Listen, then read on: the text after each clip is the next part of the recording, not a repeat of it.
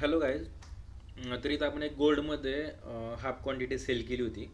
तर त्याचा आत्ताच मी इथं जस्ट प्रॉफिट बुक केला आहे. ओके.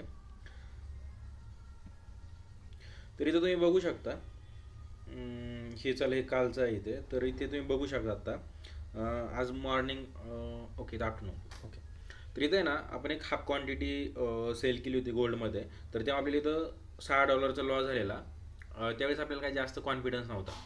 त्यानंतर इथं आपण आणखीन एक ट्रेड घेतलेला. ओके. आपण जशी एक फुल क्वांटिटी घेत होतो त्या हिशोबाने. तर इथं आपल्याला $24 प्रॉफिट झाला. त्यानंतर इथं बिटकॉईनमध्ये पण एक घेतला होता. तिथं ब्रेक इव्हनला एक्झिट आहे. आणि आत्ताचं गोल्डमध्ये तर हा इथं आपल्याला एक $11.5 आसपास इथं एक प्रॉफिट झाला. ओके. तर आज आपण आहे ना म्हणजे लॉजिकबद्दल मी तुम्हाला काही जास्त सांगणार नाही. तर ह्या गोष्टी तुम्हाला दाखवतोय. हे दाखवण्यामागं कारण असं आहे की तुम्हाला मॅनेजमेंट काय असतं किंवा कसं असतं किंवा किती इम्पॉर्टंट आहे ते दाखवण्यासाठी मी फक्त हा व्हिडिओ बनवतोय. त्यामुळे आपण लॉजिक काही डिस्कस नाही करणार. ओके. फक्त इथल्या का व्हिडिओ तो सॉरी इथल्या का ह्या BTC आपला जो बिटकॉईनचा ट्रेड आहे ना याच्याबद्दल एकदा मी थोडं सांगेल. ओके. आता इथे बघा.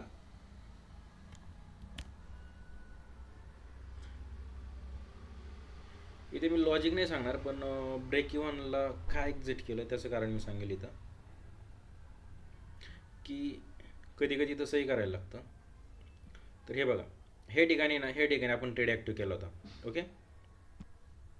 हे ठिकाणी आपण बिटकॉईनमध्ये ट्रेड घेतला होता आणि आपले एस एल हे ठिकाणी होतं. हे ठिकाणी आपले एस एल होतं आणि इथं आपण 1:2चं टार्गेट सेट केलं होतं. 1:2चं टार्गेट सेट केलं होतं आणि मार्केट बघा एक 1:1च्या आसपास गेलेलं. नंतर तिथून मार्केट खाली पडलं. इथे बघाल तुम्ही इथे काय झालं 1:1च्या वरती गेलं आणि इथे एक कॅन्डल बनली बघा. हे बघा.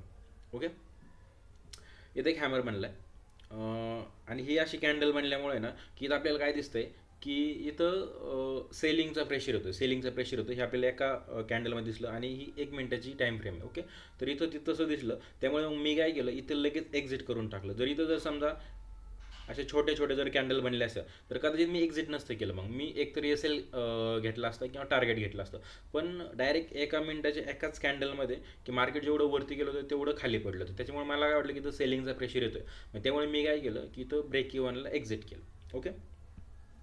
तर आता इथे बघा. इथे आता आपण हाफ क्वांटिटीज घेतली होती. इथे $6 लॉस होता. इथं फुल क्वांटिटी घेतली. इथं $24 प्रॉफिट होता. इथं ब्रेक इव्हन. इथं $11.5. म्हणजेच आपण काय केलं जवळपास 1:2चा रेशो आहे. एक कमीत कमी किंवा मिनिमम 1:2चा रेशो आहे इथं याच्यामध्ये. ओके. तर माझ्या मते मला काय वाटतं माहिती आहे का की ट्रेडिंगमध्ये आहे ना की आपला सेटअप वगैरे काय असेल की सेटअप ठीक आहे. सेटअप मॅटर करतो पण सेटअप एवढा मॅटर नाही करत.